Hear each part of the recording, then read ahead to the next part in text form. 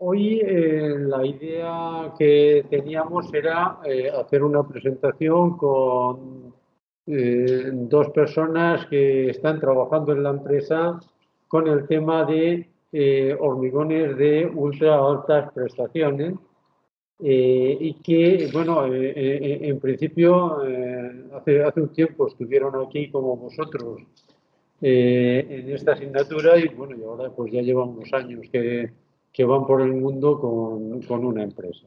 Entonces no os voy, deben ser los primeros que hicieron algo en España con este material y prácticamente de los poquitos, o si no los únicos, que siguen trabajando todavía y se supone que viven de esto. Entonces, hoy simplemente nos van a contar en la hora y media justita que nos queda de clase el tiempo, su experiencia y las aplicaciones que están haciendo. Desde el punto de vista material, desde el punto de vista ingenieril y entiendo que nos contarán algo desde el punto de vista de eh, del interés empresarial. ¿Vale? Entonces, Juana, empieza Juan Ángel López y después nos hablará Esteban Camacho. Venga, ¿vos hago más presentaciones? Buenas tardes a todos. A ver, mi nombre es Juan Ángel López y nada, yo voy a hablar un poco de nuestra experiencia con el UHPC dentro de, pues bueno, pues el mundo de la industria. Al final, un poco cómo se introduce este tipo de materiales, relativamente nuevos materiales, cómo los vamos a introducir en una fábrica, cómo, digamos, cuáles son esos parámetros más limitantes que van a hacer que la producción de este tipo de materiales o de este tipo de productos se pueda ejecutar con garantías, sobre todo, de calidad. ¿Vale? Entonces, bueno, pues empezamos, la verdad, empezamos ya un poco tarde, así que me voy a saltar un poquito de la introducción y lo que sí que os quiero comentar es un poco cómo surge el UHPC. Vamos a empezar a hablar sobre todo a partir de 1950, de la segunda mitad del siglo XX, y vamos a ver un poco cómo van surgiendo esas tecnologías que hacen que poco a poco vaya surgiendo el UHPC, porque a mí me gusta pensar que el UHPC es un hormigón, no deja de ser otra cosa que no sea hormigón, ¿vale? Entonces, yo creo que el UHPC es como una evolución tecnológica natural de lo que es el hormigón y debe ser considerado como un hormigón y los códigos de diseño así lo deben de considerar en el futuro. Sí que va a tener unas propiedades diferentes, va a incluir otro tipo de elementos como pueden ser las fibras, que van a ser un añadido más al comportamiento mecánico del material que se debe tener en cuenta, pero si eliminamos esos factores, al final acabamos teniendo un hormigón que va a tener una resistencia diferente, pero realmente sigue siendo lo mismo y como tal creo que lo debemos de considerar. Pues bien, a partir de la segunda mitad del siglo XX empieza una carrera en todo el mundo por mejorar la resistencia a compresión. Ya se conocían pues, los cementos, digamos que ya habían mejorado mucho, teníamos ya agua, cemento un poquito más baja porque ya habían aparecido los plastificantes, teníamos teorías de empaquetamiento. Además, a partir de esa época, pues la tecnología del hormigón, pues digamos que avanza mucho, tenemos mejores aceros, la tecnología del pretensado que aparece en 1928 se empieza a desarrollar sobre todo a partir de la segunda mitad del siglo XX y ya empieza a haber una preocupación sobre todo por la durabilidad. ¿Vale? Ya en estas normativas y estos códigos que empiezan a aparecer a partir de 1950, empiezan a aparecer conceptos como, oye, necesitamos limitar la abertura de fisura en nuestros hormigones porque es un factor limitante a la hora de hablar de durabilidad y de la durabilidad de nuestras estructuras con hormigón. Una de las desventajas que tenía o que tiene también el hormigón es su escasa ductilidad local, ¿vale? Pues en 1964 a unos señores se le ocurrió que, oye, ¿y si introducimos fibras de acero dentro de la matriz? ¿Podemos resolver este tema de la utilidad local? Pues a partir de ese momento surge de alguna forma, digamos, ese hormigón con fibras, cuyo término se acuña en 1970. Es la primera vez que en una publicación científica alguien habla de FRC, como Fiber Reinforced Concrete, ¿vale? Seguimos con ese desarrollo, ¿no? Seguimos mejorando los hormigones. En 1978 una empresa privada como es Densit desarrolla una patente sobre un modelo de empaquetamiento de áridos, que se va a centrar sobre todo en la distribución de los finos. Comenzamos a hablar de los finos, ya no solo optimizamos los áridos, la arena y la grava, sino que ahora también nos vamos a meter dentro de los finos. Ya en 1980 toda la tecnología estaba disponible para producir hormigones de entre 50 y 120 megapascales. En la bibliografía científica en 1980 se acuñan los términos HSC como High Strength Concrete, que se refieren a un hormigón entre 50 y 120 megapascales. Si os fijáis en la EAC que tenemos actualmente, estos hormigones de alta resistencia se cubren hasta entre los 50 y los 100 megapascales. Pues ya en 1980 teníamos estos hormigones. Aparece también el término HPC como High Performance Concrete. El concepto es similar, pero es un poco diferente. No se busca un incremento de resistencia, sino que se busca un material con una selección de finos muy cuidada, que tenga una alta compacidad y muy poca porosidad, para incrementar la durabilidad del material. Lo que se busca aquí es un material muy durable. Como consecuencia, tendrá una resistencia muy elevada, pero realmente no se busca eso. El término performance lo que va a buscar es durabilidad en el material. Pues con estas cosas y juntando la tecnología de las fibras, el DSP y sabiendo que podemos tener hormigones de una muy alta resistencia, la empresa Densit va a patentar en 1987, es el señor Bache Bay, ¿vale? Patenta en 1987 el CRC, Compact Reinforced Concrete, ¿ok? Va a ser como, digamos, el primer hormigón casi de ultra alta, porque fijaros que aquí estamos utilizando todavía áridos gruesos, que se empieza a utilizar. Y de hecho, Densit comienza a fabricar este producto, tiene éxito, la empresa sobrevive, lo que tiene de verdad mucho mérito en esta época, sobre todo es súper innovadora la idea de introducir esto y poder sobrevivir en el mercado, y estos hormigones los mantenemos y los encontramos en la actualidad. El CRC, como tal, como marca patentada, lo podemos encontrar en la empresa Hycon, en Dinamarca, que sigue produciendo balcones de UHPC. Y estamos hablando de un hormigón que nace en 1967. Muy bien, pues todo esto sigue su evolución. En 1990 aparece la tecnología de los hormigones autocompactantes. Muy bien, ya podemos utilizar un hormigón autocompactante con fibra. Es muy difícil poner en obra hormigones que no son autocompactantes con fibra. Necesitamos mucha energía, sobre todo, mucho esfuerzo y sobre todo vibraciones y vibración. ¿Pero qué puede pasar? ¿O qué nos pasa ahora? Tenemos el problema de la segregación, que lo tendremos que cuidar mucho. Pues toda esta tecnología evoluciona y en el año 1984 lo que aparece es un nuevo concepto de empaquetamiento o teoría de empaquetamiento digamos, de los áridos. Ahora ya, con el nacimiento en 1994 del concepto de UHPC, desaparece el árido grueso por completo. Ahora vamos a tener morteros, en la idea de aumentar esa compacidad, porque fijaros que UHPC es performance, vamos a quitar ese árido grueso que nos limita, ¿vale? Vamos a hacer unos morteros con una selección de finos muy cuidada. Eso aparece en 1994, cuando por primera vez se acuña el término de UHPC. Paralelamente, de una forma muy similar, surge el RPC, es el Reactive Powder Concrete. Es una filosofía un poquito similar y ellas dos acaban dando lo que hoy conocemos como UHPC. Fijaros que en el año 2000 se acuña el término UHPFRC, como ese UHPC que está reforzado con fibras. Pero fijaros que el UHPC, como un material que tiene una escasa ductilidad, se le presupone el uso de fibras para concederle esa ductilidad local que es necesaria. Por lo tanto, el UHPFRC como término parece redundante porque siempre el UHPC va a tener que llevar fibras. Por eso, generalmente, se le conoce como UHPC, en algunos casos lo podemos ver como UHPFRC, pero tenemos que saber que es lo mismo. Juntando estas tecnologías, aparece en 1997 el primer puente que se hace en el mundo con UHPC, que aparece en Canadá, es el puente de Sherwood. Y a partir de entonces empieza a desarrollarse normativa que intenta ayudar a los ingenieros a utilizar este tipo de materiales y, digamos, promover su uso en el mundo, ¿vale? Sabemos que es un material muy bueno, que tiene muchas posibilidades, pero debemos de darle herramientas a los ingenieros para que puedan diseñar. La primera recomendación aparece en 2002. Fijaos que en la EHE, en 2008, aparece por primera vez las referencias a las fibras en uno de los anejos. El código modelo también empieza a incluir ya en el 2010 diversos aspectos relativos a las fibras. Tenemos una evolución del código de la FGC, de un código francés en 2013, que empieza a juntar todas las experiencias en UHPC de los últimos 10 años. Y finalmente lo que tenemos es una normativa que lo que va a hacer, una normativa francesa, la NFP 18710, que lo que va a hacer va a ser directamente coge el Eurocódigo 2 y modifica aquellos términos para adaptar este código digamos, al UHPC, ¿vale?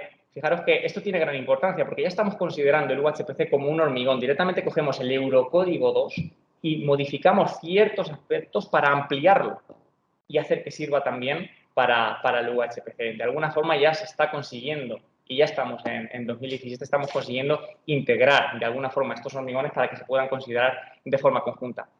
Pues muy bien, la tecnología la tenemos aquí, está disponible para la gente, pero realmente las aplicaciones que se realizan en el mundo son relativamente escasas. Podemos encontrar, sobre todo, algunas pasarelas, o varias pasarelas que se han hecho en todo el mundo. Podemos encontrar la empresa Hycon, que realiza sobre todo balcones en UHPC, en la zona de Dinamarca, Escandinavia. Tenemos también una empresa malaya, que se denomina Dura, que realiza todo tipo de estructuras también de obra civil. La verdad es sorprendente que se pueda realizar eso. Y tenemos otras aplicaciones menores, como pueden ser tableros de puentes y otro tipo de aplicaciones que puede ser pues, en la conexión de elementos, pero son mucho más menores. Realmente, con todo el conocimiento que hay ya desde 1970 de ese tipo de materiales, se puede ver como no hay muchas aplicaciones que tengamos con UHPC, incluso con hormigones con fibras, si los tenemos. La idea es por qué. ¿Vale? Pues nosotros encontramos, de alguna forma, 4 limitaciones. Por un lado, vamos a tener el desconocimiento. Y no quiero decir que sea un desconocimiento de que no sabemos cómo funciona el material. Es un desconocimiento, creo que por parte del mundo de la ingeniería. El UHPC y los hormigones con fibras se tocan, creo que muy de refilón en las carreras universitarias y los jóvenes ingenieros que se forman muy poco conocen de cómo se trabaja todo esto. Si los jóvenes ingenieros no conocen estos materiales, es muy difícil que puedan llegar a diseñar con todo ello. Así que yo creo que una parte de este, digamos, de que estos nuevos materiales puedan aprovecharse en el mercado parte de un mayor conocimiento en las universidades y una mayor enseñanza de este tipo de materiales. Por otro lado, es el miedo. La gente que lo conozca, los ingenieros que lo conozcan, pues, oye, puede tener cierto miedo a diseñar con este tipo de materiales porque la verdad es que los códigos de diseño que existen son muy noveles, digamos que son muy jóvenes. Entonces, no existe todavía esa experiencia en ingeniería para poder diseñar e incluso producir con seguridad y con garantía de calidad este tipo de materiales. Por otro lado, muchas veces lo que nos falta es saber aprovechar todas las propiedades del UHPC para llegar a resolver problemas reales que tenga o que nos encontremos en la sociedad. Entonces, esta es una de las, realmente, pues, de lo más importante y de lo más interesante porque el UHPC no podemos entender como que es un material que viene a sustituir al hormigón. No está para eso realmente. O sea, no podemos hacer todo lo que ya se conoce, todo lo que ya se sabe, todo lo que ya se está haciendo en las empresas de prefabricados de una forma muy óptima. No se puede llegar con el UHPC, cambiarlo y esperar que todo funcione. Hay que reinventarse, hay que buscar esas aplicaciones donde el UHPC puede tener sentido, que realmente existen y pueden estar dentro del campo de la ingeniería civil o pueden estar en otros sectores de la industria, pero nadie nos conoce, nadie conoce este material, nadie sabe qué se puede hacer. Lo que hace falta es realmente innovación. Y eso es uno de los puntos muy importantes de los que Esteban, en la próxima presentación, os va a hablar. En este caso, yo voy a hablar, y me voy a centrar más en la charla, en la dificultad para la industrialización. ¿Por qué es difícil de industrializar este producto? Pues mira, os dejo aquí una de las frases que uno de los profesores muy conocidos también aquí en la Universidad de Valencia, que ha hecho alguna estancia, Bruno Masicote, canadiense, escribe en el año 2000 y nos dice que la respuesta de los hormigones con fibras puede ser impredecible y poco fiable al depender su comportamiento del tipo y cuantía de fibra, interacción con la matriz y de la orientación y dispersión en los elementos estructurales. Pues ahora imaginaos que yo tengo una fábrica, tengo que producir un elemento de UHPC y le tengo que decir a mi cliente, cuando me pregunte si este elemento va a ser bueno y le puedo asegurar que se va a producir con calidad, le digo que el comportamiento es impredecible y puede ser que salga bien o puede ser que salga mal. La verdad es que, desde luego, el que afronta esta situación pues lo tiene que hacer con mucha incertidumbre, a no ser que conozca mucho de este material. Y aquí, en esta figura, lo que podéis observar, no sé si se ve el ratón, no se ve el ratón, no sé poner el puntero. ¿Se ve el ratón? Sí. Muy bien.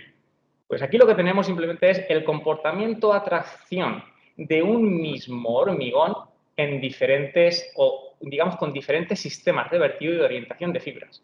El mismo hormigón puede dar comportamientos muy diferentes dependiendo de cómo utilicemos ese hormigón. Eso es lo que nos quiere decir Bruno Masicote con esta frase de que el hormigón con fibras puede ser impredecible. Si el hormigón con fibras puede ser impredecible, se puede utilizar en la industria, lo podemos producir con garantías de calidad, podemos garantizar esta producción de verdad. Pues bueno, yo creo que nosotros lo estamos haciendo, se puede hacer, se puede resolver esa variabilidad, pero hay que tener muchas precauciones. Hay que tener una serie de precauciones en el material, la selección de la materia prima, en la forma en que lo vamos a fabricar, lo vamos a producir. Tenemos que controlar el hormigón endurecido, pero es que también vamos a tener que controlar el producto terminado. Entonces, la idea de esta charla es hablaros un poco de estas limitaciones que hace que este material tenga muchas dificultades para ser utilizado en la industria, sobre todo con fiabilidad, ¿vale? Bueno, pues vamos a empezar hablando de la materia prima. Y uno de los elementos más importantes que afectan al comportamiento del hormigón es, desde luego, la fibra. Hace 10 años tú querías comprar fibra y era muy fácil porque había un solo proveedor, le pedías fibra para el UHPC y te la daban. Generalmente esas fibras eran buenas y funcionaban bien. A día de hoy, si queremos buscar fibra, encontramos gran cantidad de proveedores con precios mucho más competitivos de los que teníamos hace 10 años, por lo que también esto, pues bueno, ayuda a reducir los costes de este material, pero tenemos que tener cuidado, ¿vale? Porque muchas veces la calidad de esas fibras no es la que nos ven. Entonces, la normativa europea que rige la producción de fibras, en la que se tiene que adherir todo productor de fibras, es la UNE 14889. En esta nos dice las tolerancias en la declaración de los valores de esas fibras que nos están vendiendo. Nos dicen qué variabilidad pueden tener en la longitud y qué variabilidad pueden tener en el diámetro. Pues bien, compramos fibras a diferentes proveedores.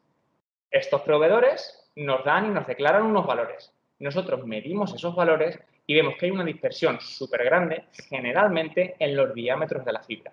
Generalmente siempre se las arreglan para cortarlas todas a la misma longitud, pero el diámetro de los cordones nos engaña. ¿Qué quiere decir eso? Pues si os fijáis en este parámetro que es esbeltez, la esbeltez es la relación entre la longitud de la fibra y el diámetro de la fibra. Estos números que hay encima de cada montoncito de fibra nos indica a la izquierda su longitud, a la derecha su diámetro.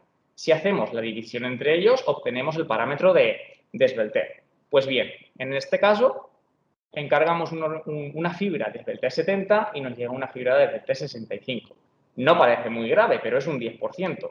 Y la resistencia a tracción del material es linealmente proporcional a la esbeltez de la fibra.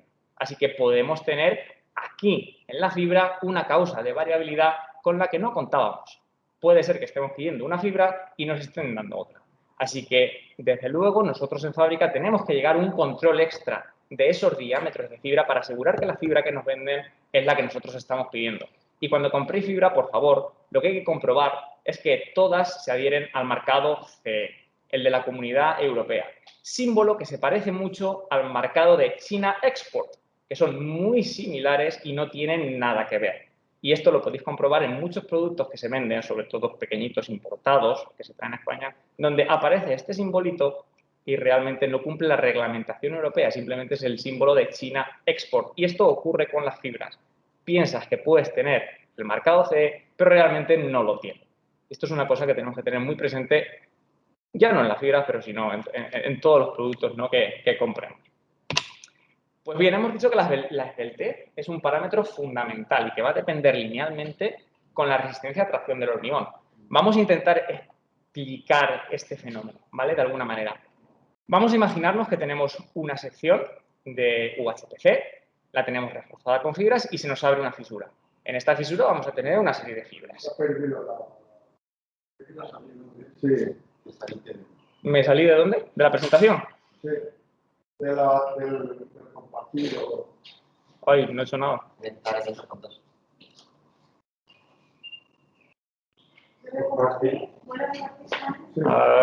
Estoy perdido. Pero sí, sí, no, es que no veo yo aquí. Aquí. Arriba. Sí, sí. Y es esto de aquí. Vale. No. Es que estás compartiendo esta. Estoy compartiendo esta. Sí. Entonces, no es eso, ¿no? Por eso no se ve más. Creo que la presentación abierta, Pedro. ¿Vuelve a compartir? Es esta de aquí. No. A ver, hazlo otra vez. Yo, a ver. Darle a close, Aquí. Cierro esta. Ahora debería tener aquí otra vez. Prueba con eso. Se parece Juana. ¿Ahora? No, sigue la otra. No, ahora es esta la que tendría que haber. Y ahora lo que tendría que poner es. Bueno, ¿y si paso? Transparente.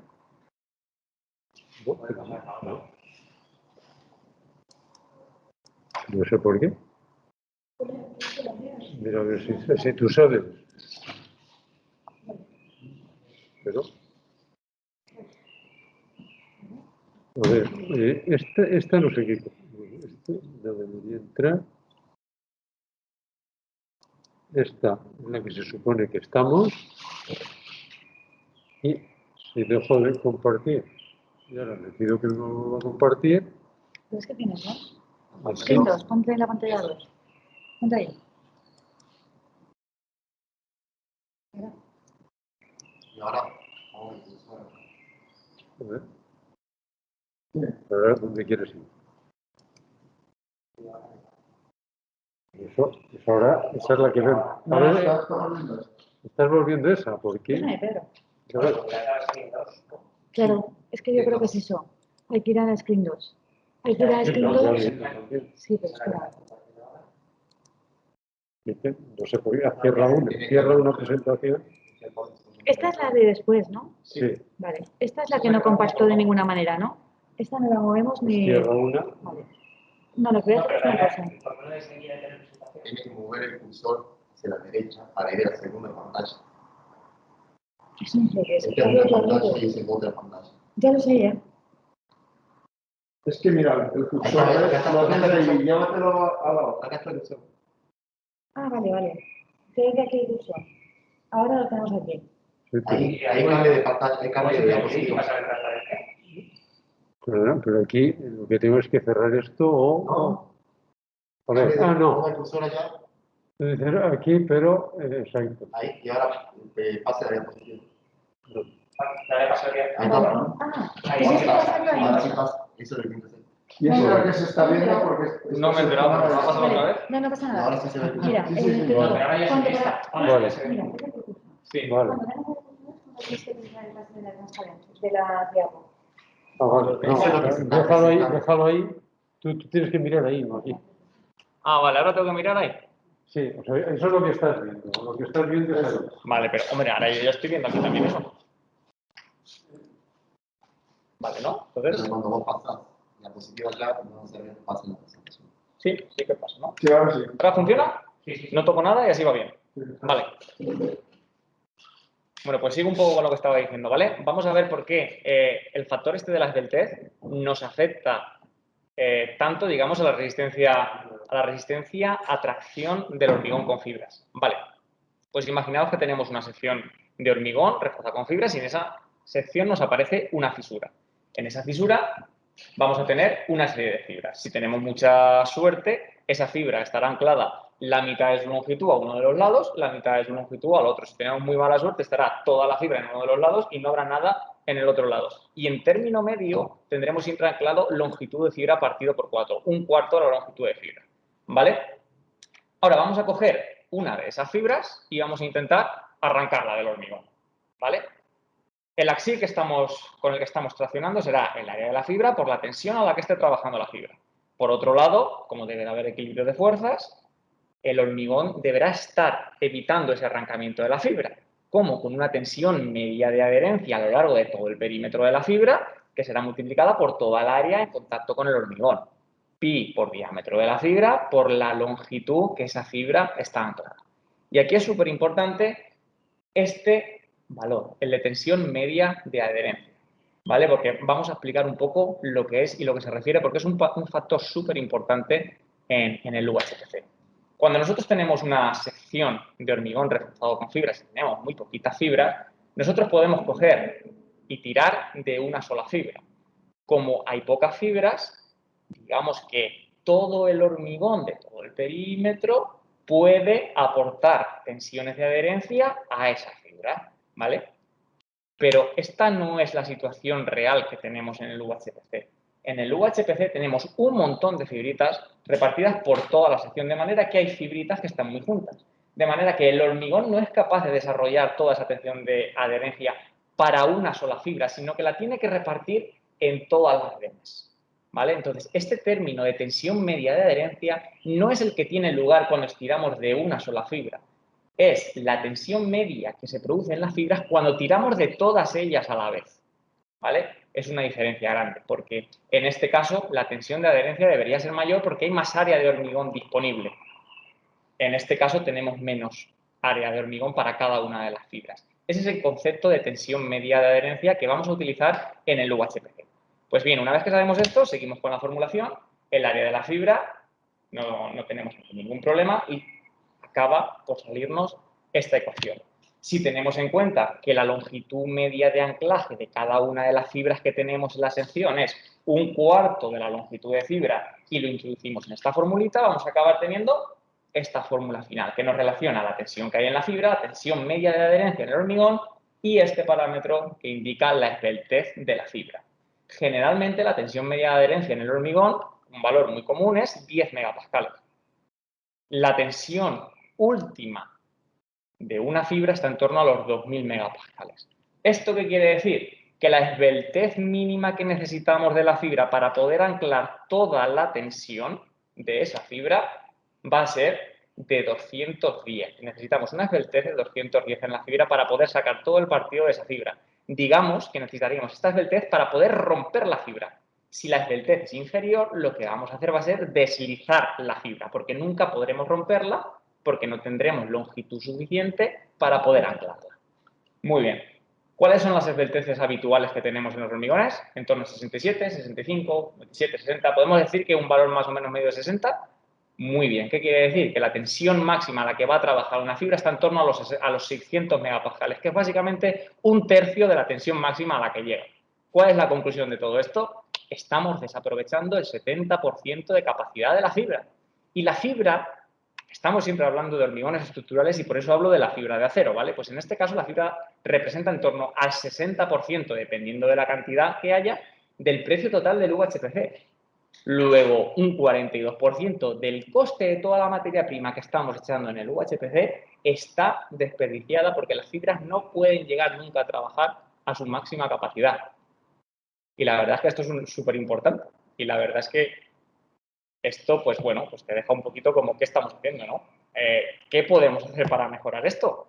Pues bueno, pues si cogemos esta formulita, pues tampoco tenemos mucha opción.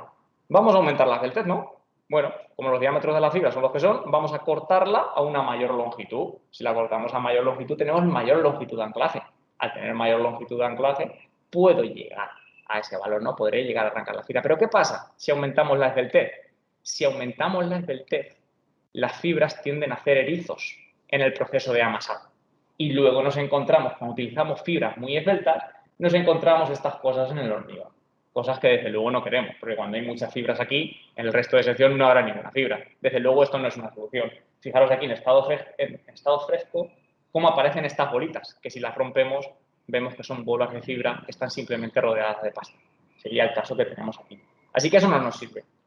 ¿Disminuir el límite elástico de la fibra? Pues disminuir el límite elástico de la fibra nos va a llevar a una situación de alguna forma similar. Si bajamos el límite elástico de la fibra, esa fibra la podremos doblar y no recuperará su forma al tener un límite elástico más bajo. ¿Qué puede pasar? Que en la amasadora, cuando la mezclemos, pequeños giros que pueda tener o flexiones que pueda tener esa fibra va a hacer que se quede ya en esa posición definitiva. Vamos a tener fibras dobladas dentro de la amasadora. y vamos a tener fibras que no participan y que no actúan nada dentro del hormigón. ¿Se podría bajar? Pues seguramente un poquito, pero no un valor muy grande.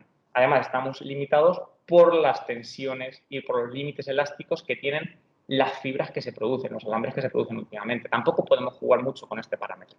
Así que lo único que nos queda es pues, aumentar la tensión media de adherencia del hormigón con la fibra. Y lo podemos hacer de dos formas totalmente diferentes.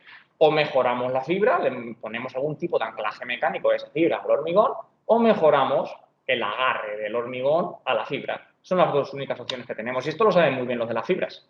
Desde que empezamos con las fibras, fijaros que en las fibras con gancho, las hook end fibers, que podemos llamar, pues bueno, pues siempre han tenido inicialmente este ganchito y con el paso de los años pues se han ido desarrollando otros sistemas de anclaje con más ganchitos que anclaban mejor en las fibras. ¿Qué pasa con este tipo de fibras? Pues estas fibras largas que tienen más de 30 milímetros de longitud no se utilizan mucho en UHPC porque no hay hueco, porque al final esta fibra no tiene hueco para fluir dentro de los elementos de hormigón que se hacen. Se pueden utilizar en elementos muy particulares, pero generalmente no son una fibra muy utilizada. ¿Qué otras opciones tenemos? Pues dentro de la misma fibra intentar darle alguna forma que mejore esa resistencia. Y en eso están muchos investigadores ahora intentando mejorar esa resistencia de las fibras, o sobre todo hay muchos fabricantes de fibra que quieren que su fibra sea la que mejor adhiera al hormigón para poder venderle y tener ventajas competitivas de los demás. ¿Qué es lo siguiente que podemos hacer? Pues mejorar la matriz.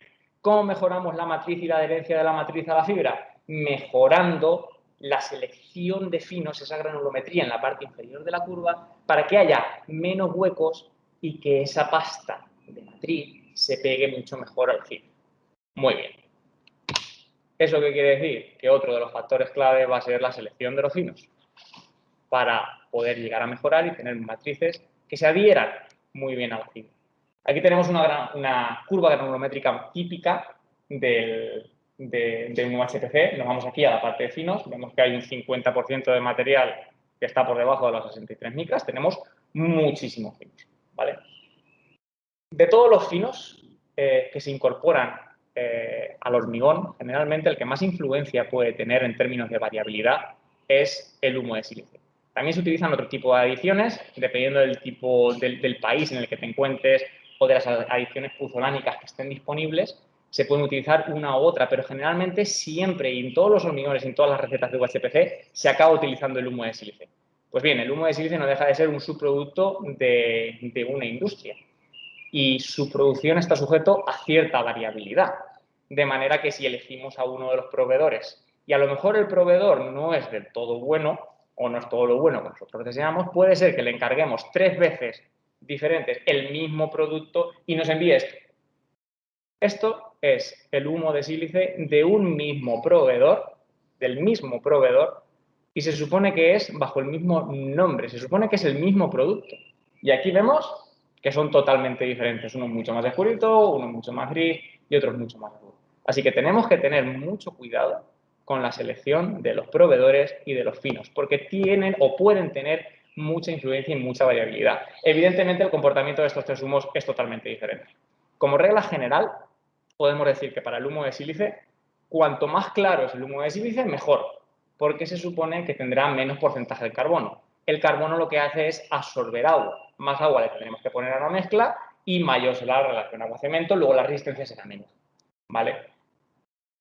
Y como norma general, tampoco escrita, yo siempre recomiendo que aunque la EHE pida un contenido en sílice, en óxido de silicio, o mayor del 85%, para el UHPC no aceptemos nunca un humo de sílice con un contenido en sílice superior al 94%, ¿vale? Porque si no, nunca vamos a llegar a esas características que tienen los UHPC. Muy bien. Esto respecto al tema de finos, pero también tenemos otro de factores claves. Ahora ya tenemos la receta, tenemos el hormigón, hemos seleccionado las fibras, tenemos todos los finos perfectamente seleccionados y ahora tenemos que fabricar el hormigón. La buena noticia es que en cualquier amasadora prácticamente del mundo se puede hacer UHPC. En cualquiera. Simplemente será una cuestión de tiempo y energía de mezclado. A lo mejor en una tardamos 10 minutos, en otra tardamos media hora, pero en todas se puede llegar a fabricar y de hecho nosotros lo hemos hecho según las circunstancias. Inconveniente, que el pico de potencia que demanda el UHPC es superior al pico de potencia que demanda un hormigón convencional. ¿Qué va a pasar? Que vamos a comprar una amasadora de 2 metros cúbicos y vamos a poder fabricar simplemente 1 metro cúbico de UHPC. La verdad, esto es desastroso para una fábrica porque no podemos aprovechar al 100% todos los medios de producción que tenemos. De manera que, de alguna forma, tenemos que intentar reducir este pico al máximo posible para poder fabricar la mayor cantidad de volumen y optimizar los medios productivos de una fábrica y poder fabricar más volumen de hormigón al día. ¿Vale? Y para eso tenemos que entender cómo es la curva de potencia del hormigón y cuándo tenemos que introducir los diferentes tipos de ingredientes a la receta. En la primera parte introducimos los ingredientes en seco, introducimos el agua poco a poco va encontrando al cemento, a la vez que va encontrando al cemento pues empieza a subir la potencia demandada, llega un momento que se queda estable y es el momento en el que tenemos que introducir el aditivo. Cuando introducimos el aditivo, poco a poco esa mezcla terrosa de hormigón que teníamos, que parece simplemente tierra húmeda, empieza a volverse una pasta, una especie de pasta, hasta llegar a un punto máximo en el que nos demanda pues ese mayor pico de potencia. ¿Qué podemos hacer para reducir ese pico? Que es lo que realmente nos interesa.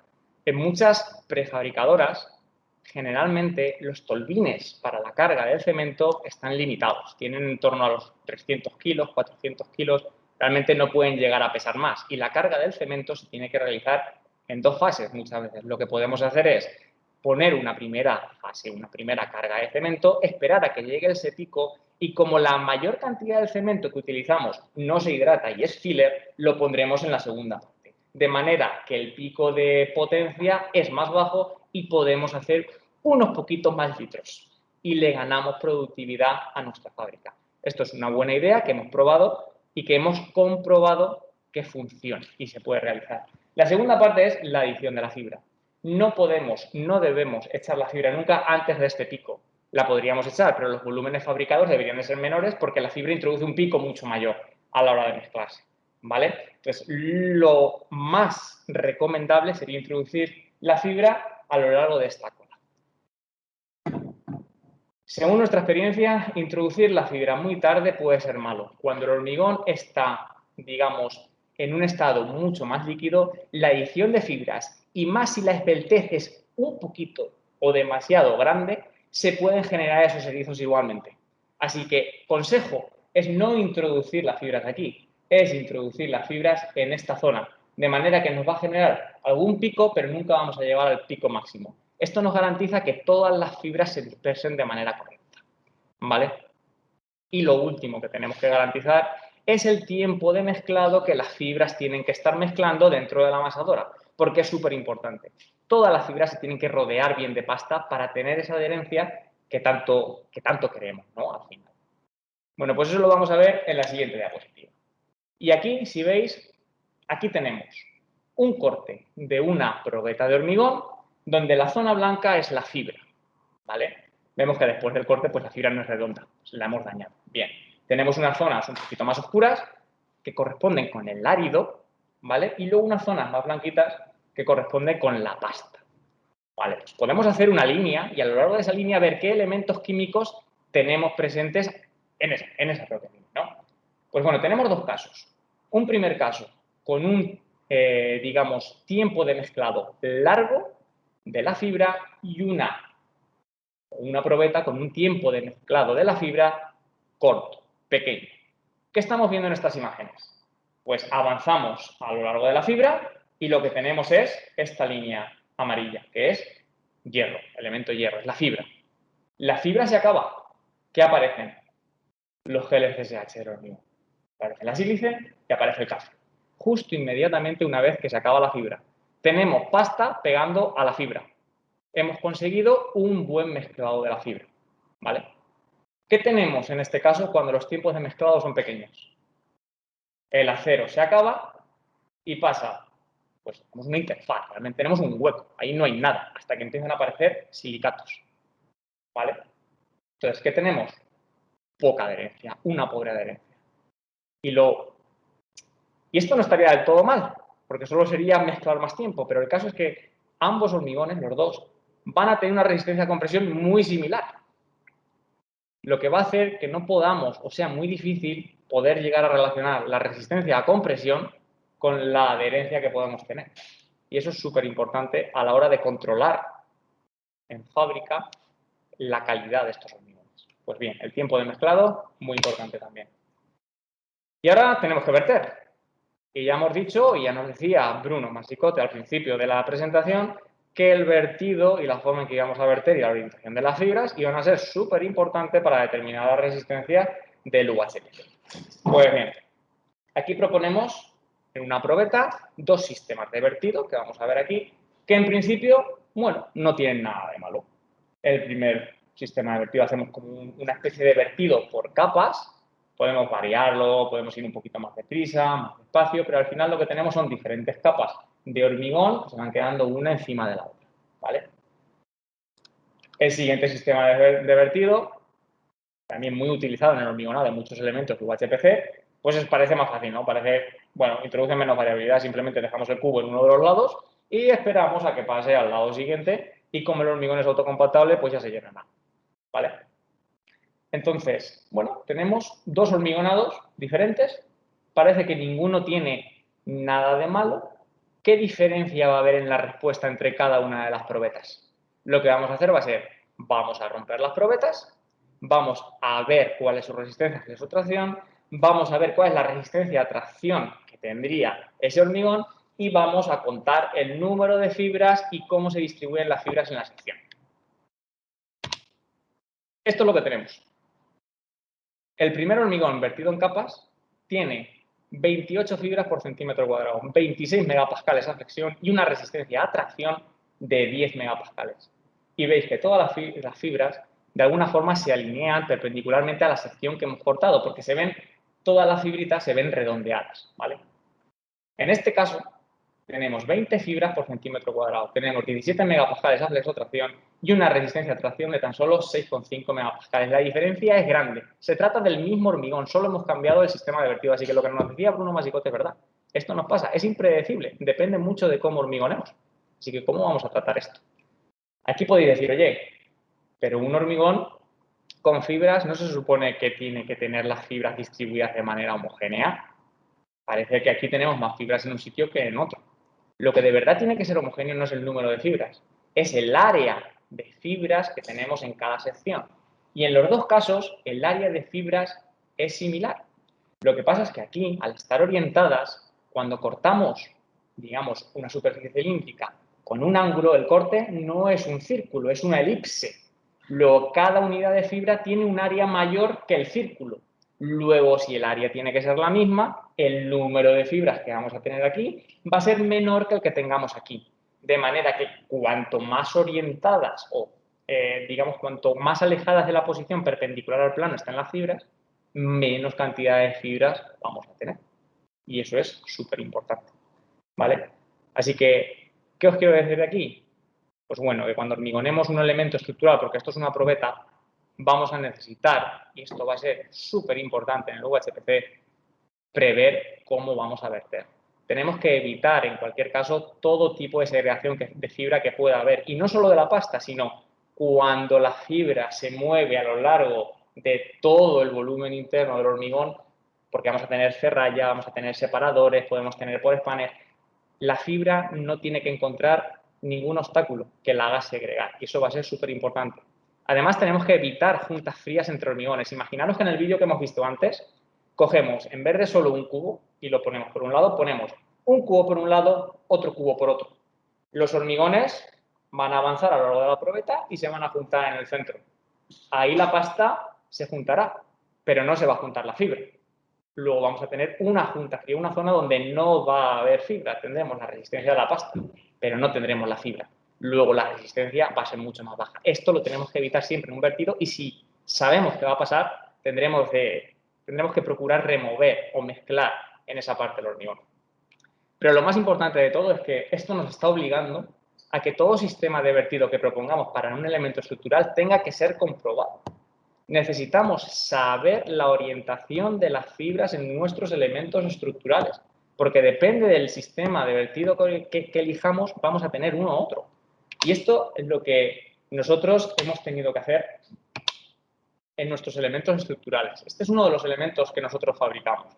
Son vigas para plataformas flotantes de 27 metros de longitud. Están diseñadas para que en esta situación la viga no fisure. Y para eso necesitamos que las fibras tengan una determinada orientación. Si la orientación es inferior, no fisurará el hormigón y podremos llegar a tener aberturas de fisuras que no deseamos. ¿Qué tenemos que hacer? Comprobar de manera periódica en la producción de nuestras piezas que la orientación de las fibras con el sistema de vertido que tenemos es el que es, o es el que queremos que sea.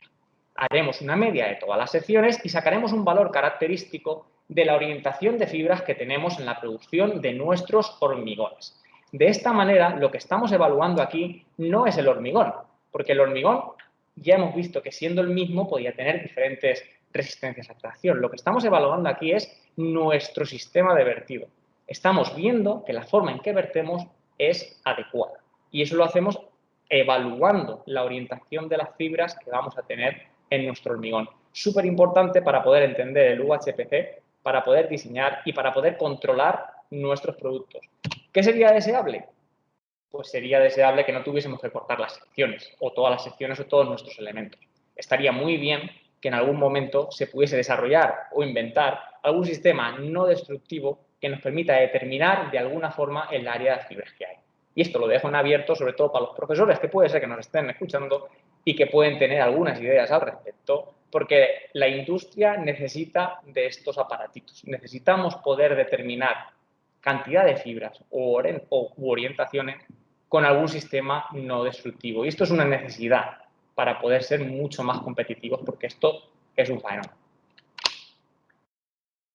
Bien, pues hemos hablado materia prima, fabricación y control del elemento definitivo, pero habrá que controlar el hormigón.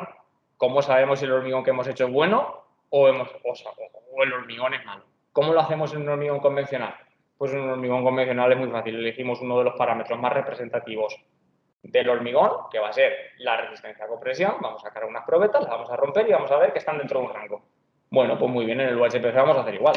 Vamos a tener una salvedad. No podemos utilizar las probetas cilíndricas de diámetro 150 y altura 300 y tampoco los cubos de 150, porque generalmente no existen prensas con esa capacidad para romperlas. Necesitaríamos una prensa de 500 toneladas. Aquí en la universidad creo que la más grande es de 300. La que nosotros tenemos en la fábrica es de 300, que es lo más común. Pero probetas tan grandes no se pueden utilizar. Bueno, necesitamos probetitas más pequeñas. Nos vamos a ir a la cilíndrica de diámetro 100 y altura 200 o a los cubos de 100. Generalmente, en una prefabricadora, pues se utilizan los cubos. ¿Por qué? Porque la cilíndrica hay que o bien refrentarla, y si vamos a llegar a tensiones de 150 megapascales, seguramente el refrentado con azufre no funcione y vamos a tener que pulirlas y nos vamos a gastar dinero en la pulidora y en los discos de diamante que vamos a gastar para pulir este tipo de material.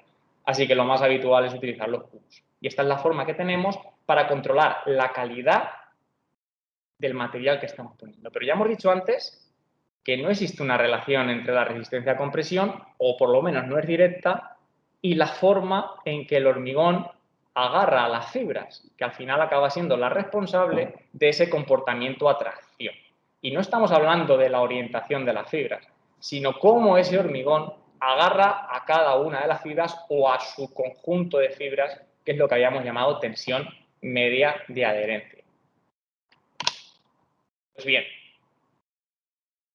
lamentablemente, en el UHPC no vamos a poder correlacionar esa resistencia a compresión con esa tensión media de adherencia. Luego vamos a tener que realizar otro tipo de ensayos para poder garantizar que la calidad a tracción de nuestro hormigón es la que debe ser. ¿Vale? Si conocéis un poco el hormigón de ultra alta, generalmente se ha definido hasta ahora la resistencia a tracción, pues la podemos dividir en dos fases. Es una fase de tensión de formación, tenemos una fase lineal, una fase que puede ser bien de endurecimiento o bien de ablandamiento, pero que acaba en un valor. ¿Vale? Esta fase sobre todo está caracterizada por la capacidad que tiene una única fisura para mantener una cierta tensión hasta una abertura de fisura determinada. Esa capacidad puede ser superior o inferior a la tensión de la matriz. Eso es lo que nos diferenciaría un comportamiento con endurecimiento o no. En cualquier caso, este valor final le vamos a llamar o bien tensión última de la fibra o bien tensión residual en el caso de los hormigones con sostenible. Pero la equivalencia de los dos parámetros al final viene siendo la misma. vamos a llegar hasta una deformación máxima en el pico y la ley de ablandamiento, pues bueno, se puede llegar a caracterizar únicamente con un material, con un parámetro, perdón. Pues bien, aquí la idea es cómo vamos a garantizar que los hormigones que tenemos son todos iguales o tienen una calidad estándar. ¿Cuál va a ser ese parámetro que me defina la calidad estándar? Si hemos dicho que toda esta ley atracción del material va a depender única y exclusivamente, bueno, única no, va a depender de alguna forma de la orientación de las fibras, todos estos parámetros van a tener una dependencia clara de la fibra. ¿Existe de la orientación de la fibra? ¿Existe algún parámetro que no lo tenga? ¿Existe algún parámetro que sea independiente de la orientación de fibra? Pues eso es lo que nosotros hemos estado buscando en la empresa.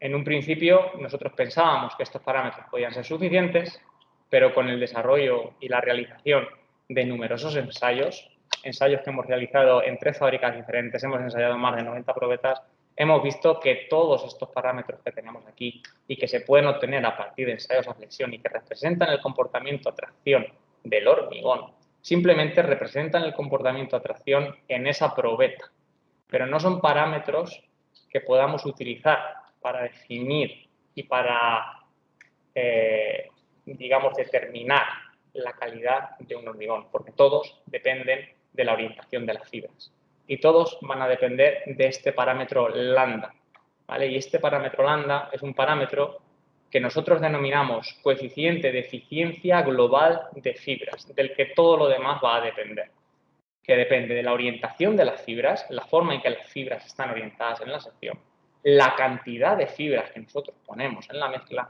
y la esbeltez, nos vuelve a salir la esbeltez de la fibra. Y esto es un valor que nos da idea de la eficiencia de la fibra en la sección. 3 factores que además multiplican uno al otro, ¿vale? ¿Y cómo vamos en esta figura? Lo que pasa es que ya no nos da mucho tiempo. En esta figura simplemente os quería enseñar cómo cada uno de los diferentes factores que determinan la ley atracción del hormigón dependen de ese parámetro lambda, ¿vale? Y estos son todos los ensayos que hemos obtenido en 3 fábricas diferentes. Fijaros, el parámetro epsilon con una variabilidad incluso del 100%, bueno, cuando ensayos aquí en la universidad eran del 25%, cuando te lo llevas a fábrica es totalmente incontrolable este parámetro. Y la resistencia a tracción última, o esa resistencia residual, fijaros que es proporcional de alguna forma a ese coeficiente de orientación de fibras. Y esa constante de proporcionalidad es lo que denominamos tensión media de adherencia de fibras. Y ese es el parámetro que ahora mismo nosotros usamos para definir la calidad del material. ¿Por qué? Porque es independiente totalmente de... ¿Ha vuelto a pasar? Desliza el mouse hacia la derecha. Pica en esa pantalla. Hacia la derecha. Ahí, ¿y ahora? Ahora abajo. Es como si tuviera 2 pantallas. Vale, perfecto. Muy bien. Pues lo que podemos ver es que la tensión media de adherencia, cuando la determinamos en el conjunto de todos los hormigones de más de los 90 probetas diferentes que hemos hecho, no depende para nada, o muy poco, al menos, de ese coeficiente de eficiencia global de fibras. Nos da igual cómo las fibras estén orientadas, ese coeficiente es el mismo. Y lo bueno es que es súper fácil de determinar, no tiene mucho coste extra y el coeficiente de variación es de tan solo el 12%. Y sí que nos da una idea de cómo la fibra, cómo el hormigón se adhiere a la fibra. Y nos permite detectar problemas que podemos haber tenido en o bien los materiales, o bien el proceso de producción, o todos los factores que hemos estado comentando. Pues bien, eso es un poco todo lo que os quería comentar. Vemos que tenemos un problema en la industrialización por la gran variabilidad que puede tener este material, pero esta variabilidad podemos controlarla y sabemos lo que tenemos que hacer. Y es posible. Lo que necesitaríamos es que todas estas cosas, de alguna forma, pasasen a ser de un conocimiento un poquito más general, pasasen a estar en los códigos o en universidades, para que esto pueda, digamos, de alguna forma, pues, extenderse su uso y que mucha más gente pudiese pensar en este material. Y nada, pues ahora será Esteban el que os va a comentar un poco cómo tenemos que pensar para poder encontrar esas aplicaciones para el UHPC. Muy bien. Bueno, buenas tardes. Yo quiero hablar de las... soy el compañero de Juan Ángel. Me llamo Esteban Camacho y voy a hablar de aplicaciones con hormigón de muy alta resistencia, fundamentalmente en qué situaciones tiene sentido usar este tipo de material, este tipo de estructuras y dónde las hemos utilizado nosotros digamos, en los productos que hemos diseñado y hemos prefabricado en nuestra empresa. Esta charla, bueno, tenía que darla en unos 50 minutos, creo que van a ser aquí en unos 25, pero no hay problema, la vamos a compactar. Bueno, yo suelo decir que el hormigón de ultra alta se parece un poco, su comparación gastronómica es con, digamos, la cúrcuma, ¿no? Que es un producto que todo el mundo sabe que es muy bueno, pero nadie sabe en qué utilizarlo. Y al UHPC le pasa lo mismo, tiene muy buenas propiedades, pero son tan buenas que nadie sabe exactamente cómo sacarle todo el partido para que esa relación calidad-precio o valor percibido-precio sea buena. El UHPC es una mezcla entre, digamos, combina las propiedades de los hormigones autocompactables, de los hormigones reforzados con fibras y de los hormigones de alta resistencia, como mi compañero Juanan ha dicho. Es el material idóneo para ciertas aplicaciones, algunas que luego veremos, ¿de acuerdo? Pero tiene algunas ratios muy diferentes al hormigón convencional. El precio ronda más o menos, en orden de magnitud, unas 10 veces superior al del hormigón convencional. Y viendo eso, uno podría pensar que no se puede utilizar en ningún caso.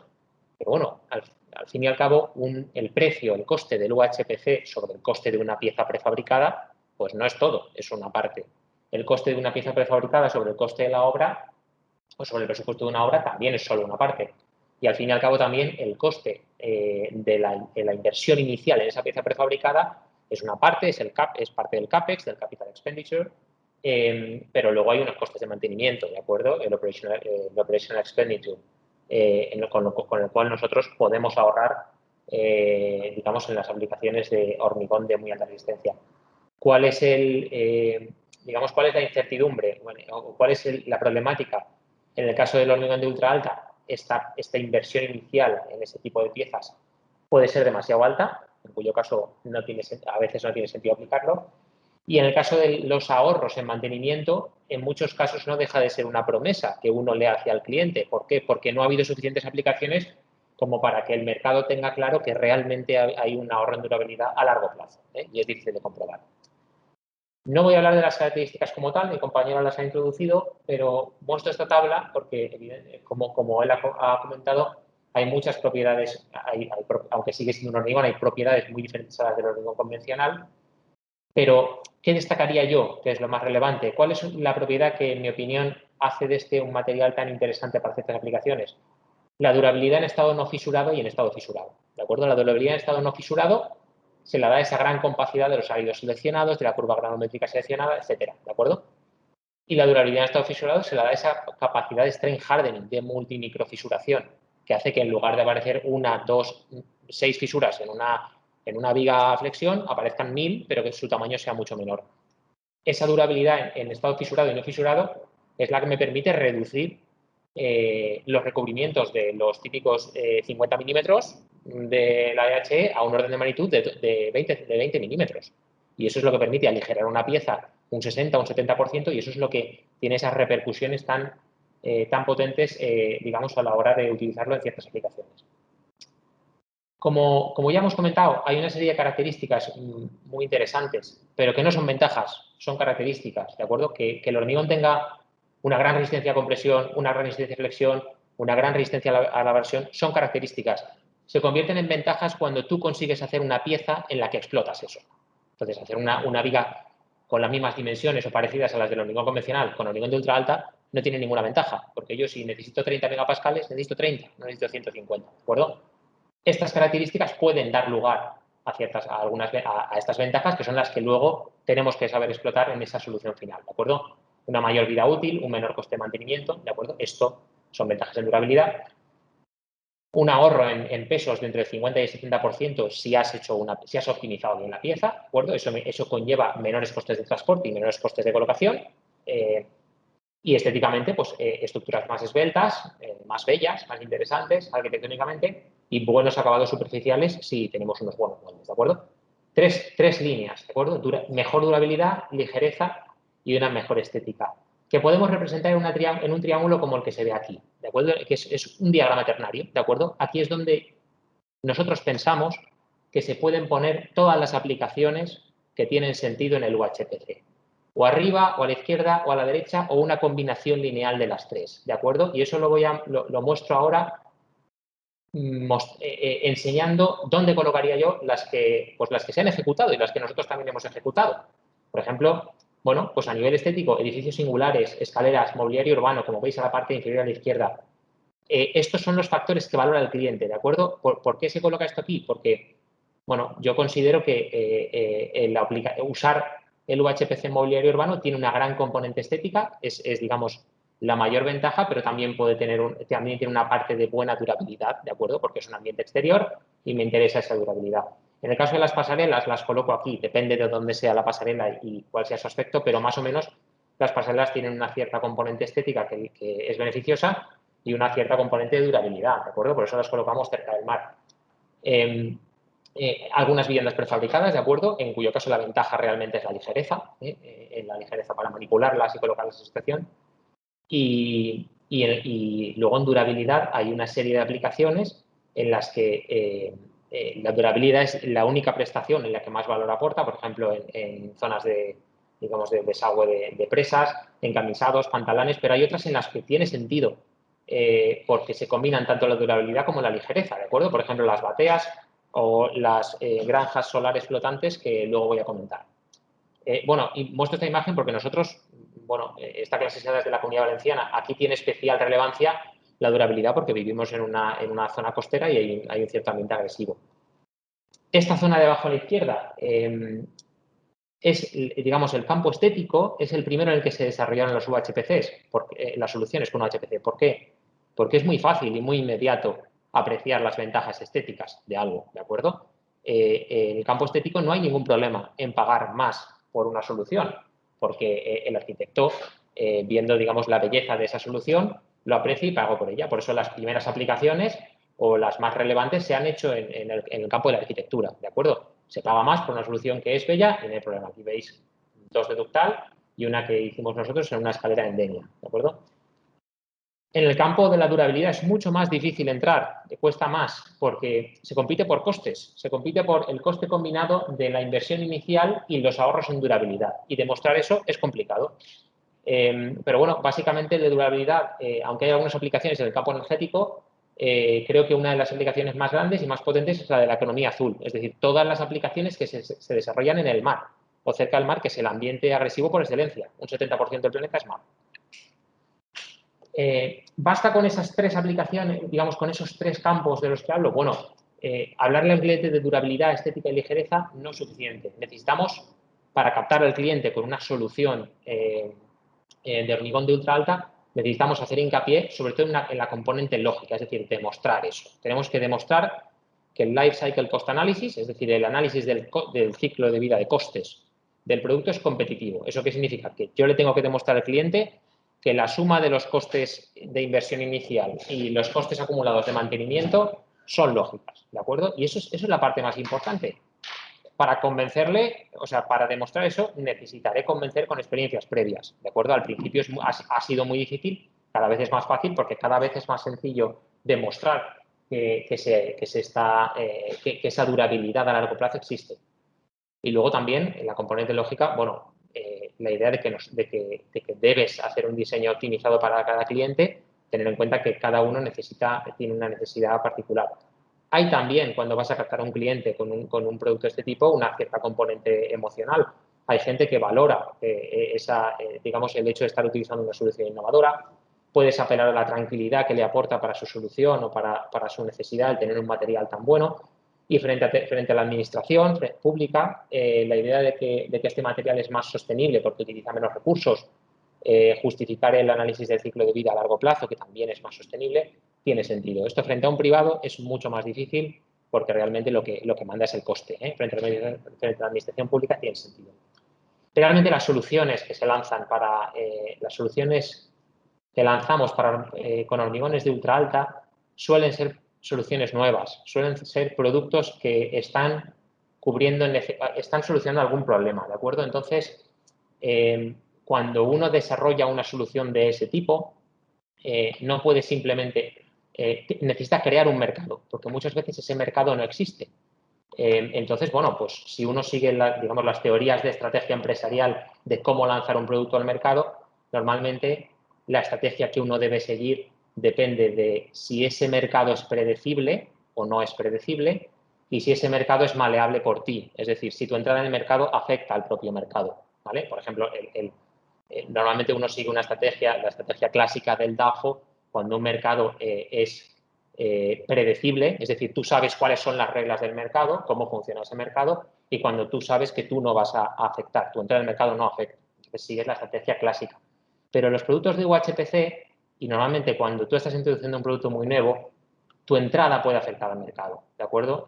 Hay una alta maleabilidad por ti. Entonces tienes que seguir una estrategia visionaria o una estrategia de shaping, es decir, de crear ese mercado, según si el mercado existe ya o no. Por ejemplo, cuando el mercado es predecible y yo conozco las reglas, ¿de acuerdo?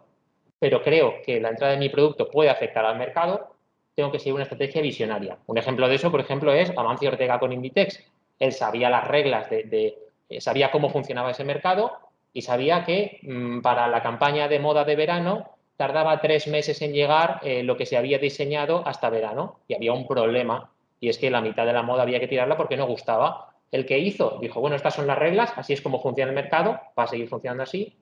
Voy a cortar la distancia entre diseñar y llegar a las tiendas. Y así yo puedo adaptarme a la propia temporada. Y consiguió producir en 3 semanas. Bueno, pues con esa estrategia visionaria consiguió comerse el mercado y ser una de las personas más ricas del mundo siguiendo ese tipo de estrategia. En el hormigón de ultra alta suceden algunas aplicaciones. Luego veremos una, la batea. Sé cómo funciona el mercado, la batea es una plataforma flotante para cultivar mejillones. Sé cómo funciona el mercado, se va a seguir cultivando así. El mejillón se va a seguir pagando a 50 céntimos el kilo y el bateíro va a seguir pagando una cierta cantidad. Bueno, pues nosotros hemos lanzado un producto completamente distinto y tenemos que seguir con una cierta estrategia convencidos de que eso se va a poder hacer, ¿de acuerdo? Y de que vamos a poder entrar siguiendo nuestra estrategia visionaria. Para mercados que no existen, tienes que crear tú el mercado. ¿Qué significa eso? Tienes que participar en clústeres, tienes que crear normativa, tienes que tratar de hablar mucho con los potenciales clientes que todavía no saben qué les vas a ofrecer porque tu producto no existe, pero lo tienes que crear. Luego lo veremos para la energía solar flotante, que estamos siguiendo ese tipo de estrategia con nuestro producto, ¿de acuerdo? Bueno, con esto voy a comentar rápidamente, tengo 15 minutos, las aplicaciones de UHPC y las voy a colocar en esta pirámide de las que he hablado para que se vea, digamos, el sentido que tiene cada una de ellas. Y vamos un poco en orden temporal. Esta es la primera que se hizo en España. Aquí abajo podéis ver la foto de las 2 personas que os han hablado antes, Pedro Serna y Juan Ángel, que son, digamos, las 2 personas que más hicieron por lograr esta primera aplicación, que es una aplicación en Alicante, a unos 100 metros del mar. Es una pasarela prefabricada de hormigón de muy alta resistencia, la primera del mundo que es una celosía solo de UHPC, se hizo en el 2013, y en este caso, pues si la intentamos colocar en la pirámide, pues digamos, el mayor interés del cliente era la durabilidad. El ayuntamiento no quería gastar, después de instalarla, digamos, recursos en mantenerla, ¿de acuerdo? Ese es el USP, el Unique Selling Proposition, que significa, digamos, la ventaja máxima, ¿no? El por qué el cliente ha decidido comprarla. Esta pasarela, pues eso, 8 años después está en perfectas condiciones, salvo algún cristal que alguien ha roto, pero vamos, lo que es la estructura como tal está perfecta.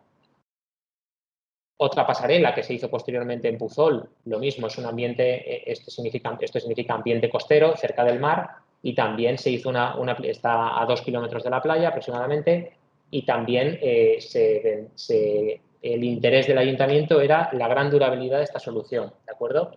Como en la anterior. De hecho, tenemos la suerte de poder comparar con 3 pasarelas, digamos, o sea, con otras 2 pasarelas que están muy cerca de la aplicación.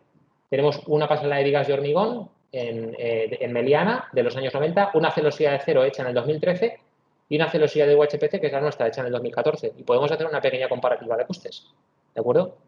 La de acero tuvo un coste aproximadamente, una inversión inicial un 30% inferior, en el año 2013. La nuestra un poco más cara, es UHPC, es un poco más cara. 8 años después, la de acero ha tenido que ser rehabilitada reformada y rehabilitada 3 veces. 2 pequeñas rehabilitaciones y una grande, una significativa. Hoy por hoy, los costes acumulados son los mismos. Dentro de 10 años, seguro, la más barata habrá sido la de UHPC. Quiere decir que realmente esto no son 50 años para ver la durabilidad, 8 años después ya se puede ver la diferencia, ¿de acuerdo? Y eso solo estamos contando la diferencia, el gasto que se ha hecho ahí, pero es que hay un gasto adicional, ¿de acuerdo? El coste del usuario, es decir, estas pasarelas para restaurar, para reformarlas, para rehabilitarlas, hay que cerrarlas. Y cuando una señora va a darse su paseo por las tardes en verano con su marido, le fastidia no poder pasar a la playa por la pasarela. Y eso tiene un coste social y un coste que el alcalde también lo paga. Entonces, bueno, pues creo que al final una de las conclusiones, la durabilidad es como las pilas, solo te acuerdas de ella cuando se acaba. La gente de la pasarela de Puzor, pues lógicamente yo creo que siente una cierta envidia de la otra pasarela que está en perfectas condiciones y la verdad es que se utiliza mucho. Un ejemplo de una pasarela, la tercera que se hizo, que no es componente de durabilidad, bueno, pues esta que hicimos en la pasarela Guadassuar, en la planta de reciclados de Guadassuar, que se llama Ribera del Xúquer, que se adquirió simplemente por componente estética. Querían tener una pasarela estética, les interesaba este diseño y apostaron por él y lo adquirieron. Bueno, pues no todas las soluciones dentro del mismo sector se adquieren por el mismo motivo. Una aplicación curiosa en ingeniería civil, bueno, pues en un puente cerca de Xàtiva hubo un accidente, un camión chocó contra las vigas del puente y rompió dos de las vigas. Y se decidió por un coste ligeramente superior, muy poco, que las vigas fueran de UHPC. ¿Por qué? Porque la resistencia a impacto, esa ductilidad que dan las fibras, evita que si hay otro accidente los cascotes caigan sobre el conductor, ¿de acuerdo? Entonces, es una aplicación curiosa, también que yo la pongo aquí en la punta porque pienso que se puede llamar durabilidad de alguna manera, el hecho de que no tenga una destrucción frágil y que, bueno, pues son 1.000 euros más, pero que a lo mejor te pueden salvar una vida si hay un nuevo accidente. Esta también la hicimos, bueno, todas estas aplicaciones las hemos hecho nosotros en fábrica en los últimos 2 años. Otra aplicación de ingeniería civil, el primer puente de carretera de España, que también lo hicimos hace un par de años, sobre el río Vernisa. Bueno, esto no es particularmente estético y desde luego podría ser igual de estético con hormigón convencional. No es particularmente ligero y no es un ambiente particularmente corrosivo. Puede haber aquí algo de abrasión, pero aquí estamos hablando sobre todo de haber hecho el tablero de UHPC. Y esta la comento porque creo que tiene una cierta componente emocional. Este puente lo destruyó una riada en el año 2007. Es un puente de hormigón. Y de alguna manera ellos querían tener un súper hormigón, ¿no? O sea, la idea de volver a hacer un puente con el mismo material no les termina de gustar y ellos, aún sabiendo que se podía hacer con hormigón convencional, quisieron hacerlo de este tipo de hormigón. Entonces, bueno, pues a veces hay otras componentes que afectan que no son tan lógicas y son más emocionales. Escaleras. Bueno, esta la he mostrado antes. Hemos hecho algunas escaleras de caracol, escaleras prefabricadas como las que veréis después o balcones como el que veis que estamos testando en esta solución. Son soluciones estéticas que se adquieren por una componente estética que al fin y al cabo es una componente lógica, no es emocional, porque cuando uno se gasta 3 millones en una vivienda, pues gastarse 10.000 más en una escalera realmente es sensato, porque le estás aportando más valor económico a la vivienda que has comprado, ¿de acuerdo? ¿Es más durable esta escalera que una escalera convencional? Seguramente sí, pero ese valor no lo percibe el cliente, ni tiene sentido que lo perciba. ¿Es más ligera? Pues un poco más ligera, pero tampoco es que eso proporcione una gran ventaja a la vivienda, ¿de acuerdo? Bueno, nosotros estamos tendiendo a la prefabricación de estas soluciones sencillamente porque cuanto más prefabricadas sean y cuanto más estandarizadas sean, más se pueden amortizar los moldes y más se puede entrar en costes con estas soluciones. Los suelos técnicos, otra aplicación que está un poco, como las pasarelas, un poco entre las tres, ¿no? Es una aplicación que a mí me parece más o menos estética, se puede discutir, pero bueno, tiene una cierta componente estética porque puedes dar acabados más industriales. Esto, por ejemplo, es una chapa de acero y eso es hormigón. No lo parece, pero esos buenos acabados ahí se notan.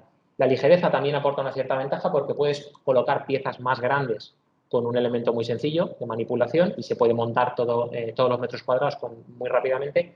Y también una componente de durabilidad porque esto está en exteriores, ¿de acuerdo? Y la verdad es que varios años después, esto está también en la empresa de reciclado Ribera del Xúquer, junto a la pasarela, muchos años después está en perfectas condiciones, ¿de acuerdo? Entonces, estas tres ventajas se pueden ver también en esa pirámide y bueno, este tipo de pavimento lo usamos también en las pasarelas, como veis aquí a la izquierda. Las bateas, que es un poco el que voy a hacer más hincapié. ¿qué es la batea? Aquí podéis ver un vídeo de dron, que no sé por qué, bueno, le cuesta un poquito, porque debe ser bastante pesado. Pero bueno, básicamente una batea es una plataforma flotante para cultivar mejillones. Tiene un área de unos 540 metros cuadrados. Normalmente se han hecho siempre en madera. De este tipo de estructuras hay más de 3.300 en Galicia, que es el mayor productor de la Unión Europea. Produce el 45% del mejillón, ¿de acuerdo? Aquí, si veis en estas imágenes, bueno, pues el número de bateas en Galicia no te lo acabas, ¿de acuerdo? Entonces nosotros, como este vídeo no es así, el dron no graba esto, está moviéndose, pero se está colgando el ordenador por el peso. Es una estructura que está sometida a ambiente de cloruros, ácidos, abrasión por el golpeo de las olas. La estructura está en movimiento continuo, entonces es una estructura sometida a un ambiente, al peor ambiente posible, digamos, en abierto. ¿Cuál es el problema de las bateas? Que hasta ahora se hacían en madera, pero la durabilidad de la madera es baja durante 10 y 15 años, una estructura así, y hay que mantenerla anualmente pintando con una pintura que contamina la ría, ¿de acuerdo? Aquí veis un ejemplo de una batea de madera.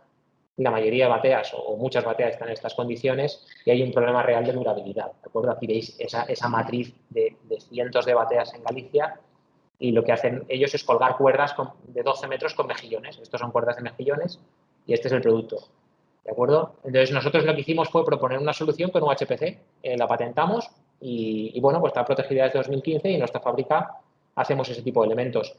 ¿Cómo lo hicimos? Ensayamos vigas de madera de las propias bateas. Esto se hizo en la Universidad Politécnica. Y diseñamos una viga de hormigón pretensada que tuviera la misma capacidad. Luego hicimos una serie de ensayos, ¿de acuerdo?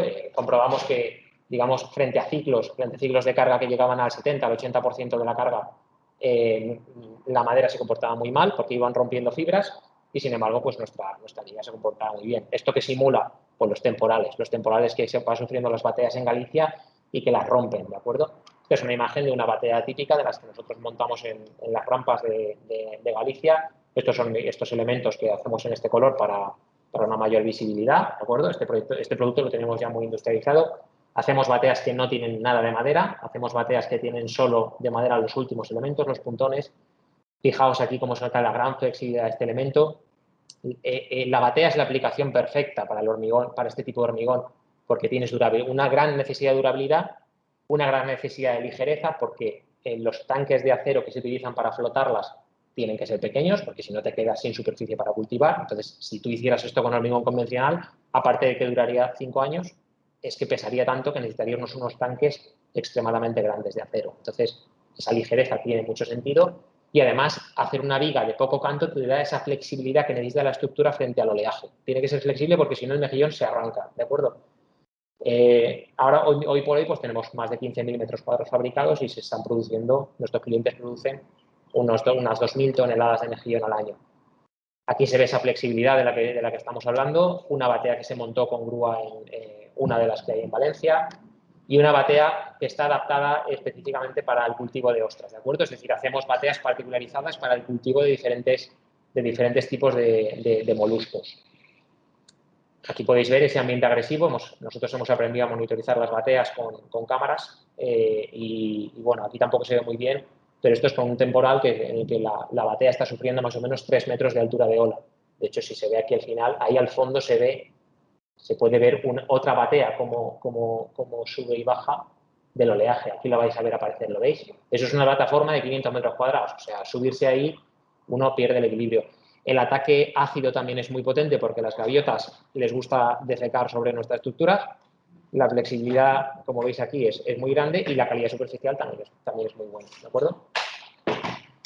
Como podéis ver, y aquí vais a oír a mis compañeros, haciendo un ensayo elevando una viga de este tipo, la multimicrofrisuración de la estructura pues es increíble.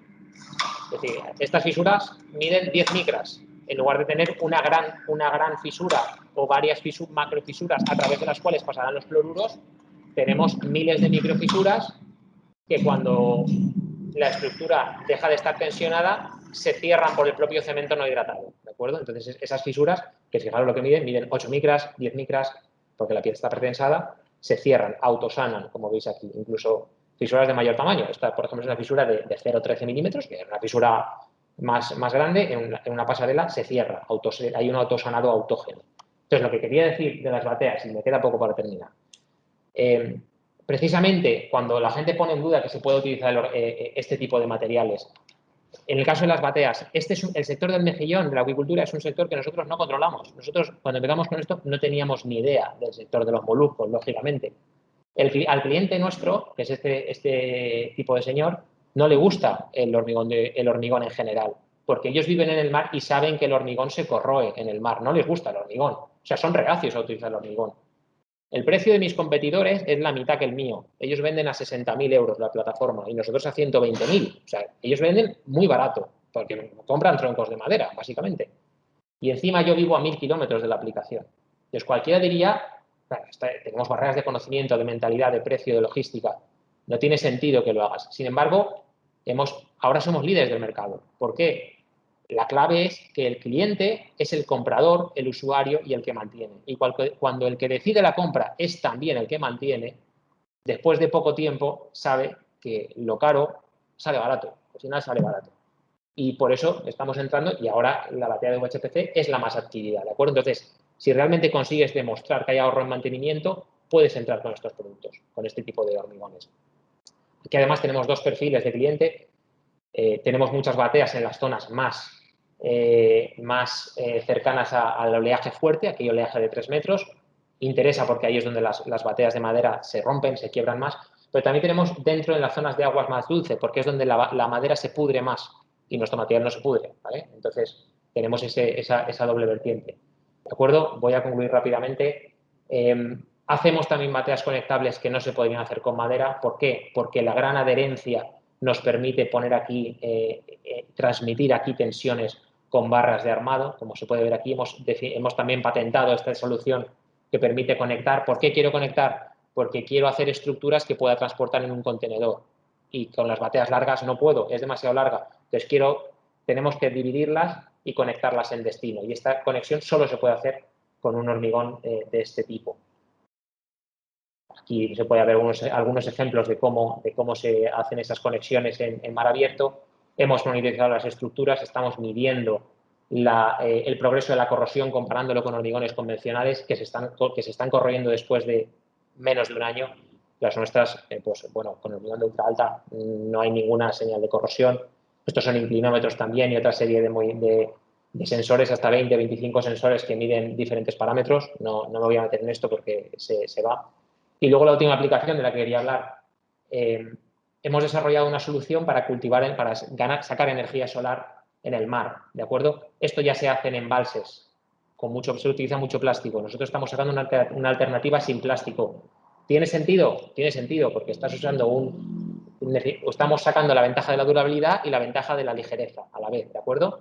Entonces, esto tiene sentido sobre todo en el mar, donde las soluciones de plástico no tienen sentido porque hay una gran fatiga de las conexiones. Nosotros hemos lanzado una solución que apenas tiene conexiones y que va a ser muy resiliente, ¿de acuerdo? También está patentada con la empresa, con Tecnalia, el Centro de Investigación Vasco, y es una solución, como digo, que combina durabilidad y ligereza. La semana que viene podréis ver la primera estructura flotante de España de este tipo, que flotaremos en el puerto de Mutriku. Aquí veis a mi compañero arriesgando su vida sobre una de las soluciones, y esta ya es una aplicación, digamos, la solución industrial que aguanta unos 400 kilos de flotación y con la que vamos a hacer esa primera prueba, y esperamos dentro de un año y medio 500 metros cuadrados, la más grande de Europa, esperamos.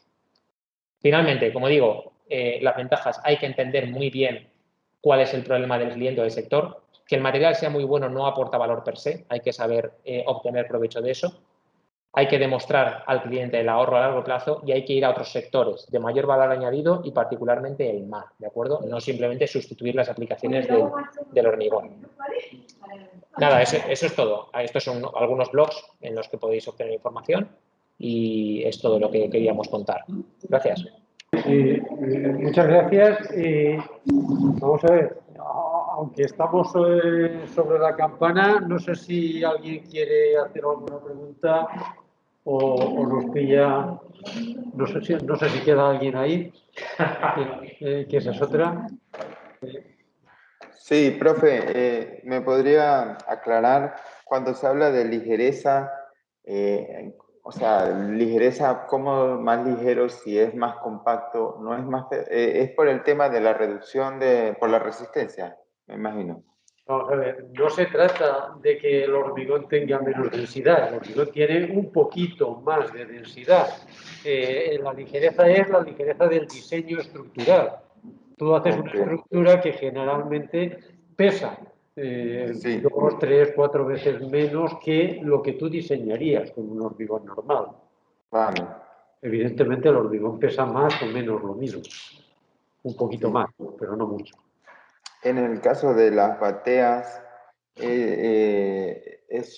¿lleva algún acero longitudinal, pretensado? ¿Habló algo de eso? ¿O es Los solamente elementos estos suelen ser pretensados, entonces es un elemento macizo pero muy pretensado, entonces eso es lo que le da también mucha flexibilidad.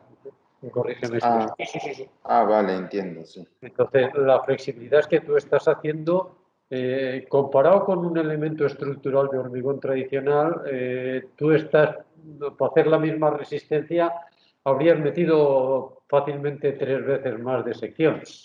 Entonces, eso automáticamente la rigidez la multiplicas no por 3, sino por 9, o de ese orden, ¿no? Entonces, es un material es un diseño estructural mucho más flexible. Vale. De alguna manera, tú con esto juegas. Yo suelo decir que cuando tienes que pensar en diseños estructurales con hormigones de ultra alta resistencia, tienes que pensar más en cómo lo diseñarías si lo hicieras en acero que cómo lo diseñarías Sí. si lo hicieras en hormigón. Lógicamente, los detalles constructivos se parecen más al hormigón, pero el diseño estructural, si piensas en diseño tradicional en hormigón, acabas perdiendo, porque el diseño es distinto, ¿vale? Porque no le saca rendimiento al material. Sí. Bien, bueno, muchas gracias a Juan y a Esteban, y si no pasa nada,